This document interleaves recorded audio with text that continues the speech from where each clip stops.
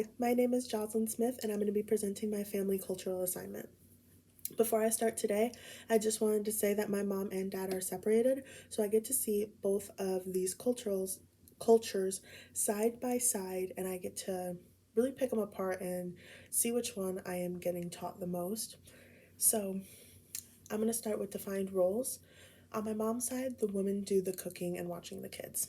My oldest brother, Isaiah, is the peacemaker and the golden child. He is the one who everyone goes to when there is a conflict between the family members.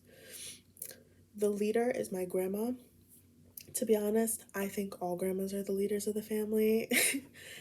Everyone does what grandma says. My second oldest brother, Desmond, is the lost child, the black sheep of the family. He's more quiet, off to himself. You're lucky if you get him. He might not show up, kind of thing. My mom is the addict or the focal point of the family. My mom has had a rough past, so how she's doing is really what everybody wants to know about. My aunt is the caretaker slash hero of the family. She makes sure everybody is okay, and she's always there for everybody just to listen. On my dad's side of the family, the men cook while the women watch the kids. So my grandma is the caretaker, the peacemaker, and the leader. If anybody needs to talk or vent their feelings out, they call my grandma. My uncle is the scapegoat. He's more of the rebellious child of my aunts and uncles and my father. My aunt is the hero. She is in the Navy, so everybody thinks of her as a hero in that family. My dad is the focal point and the mascot of the family. He makes everybody laugh always, but honestly, the whole family is kind of the mascot because everybody just wants to sit and make people laugh. My grandpa is the cook.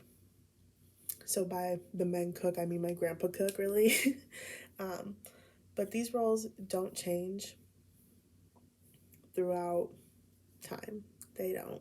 My dad's side of the family's roles don't change. My mom's side of the families do change depending on the attitude and if there's conflict between family members. Sometimes the dynamic changes. For shared history and future, on my mom's side of the family, our traditions include, the classic Easter egg hunts, Christmas Eve. We have everybody comes to the grandma's house on Christmas Eve, and we get a surprise visit from Santa, who passes out our Christmas pajamas. Normally they're matching. And then we stand by the tree, and all the grandkids have a contest to see who can find the pickle ornament hidden on the tree first. And then whoever wins gets a jar of pickles. Our ancestors are 100% Northern European, mainly French and German descent, but my step grandpa is Italy descent. I don't feel that well connected to my region of origin on this side of the family.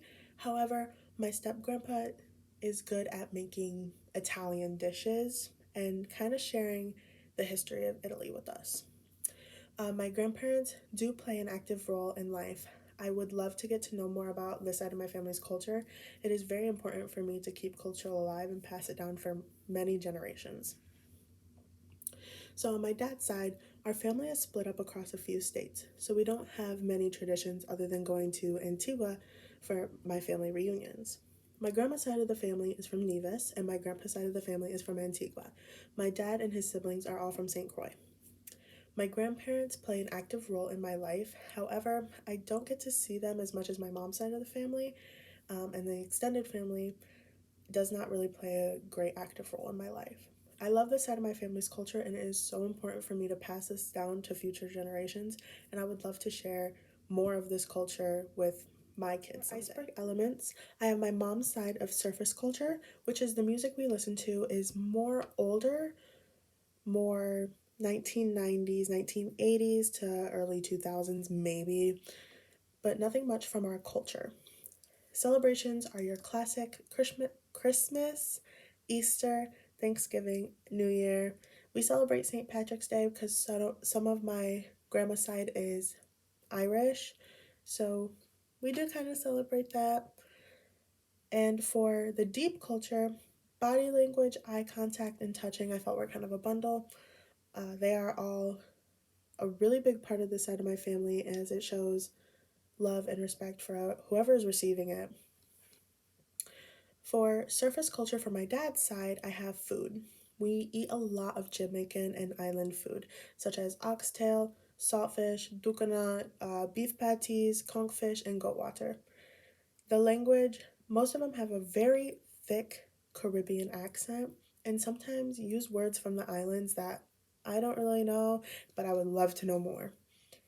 For deep culture, I have concept of food is a sign of love as well as concept of cleanliness as we pride ourselves on cleaning.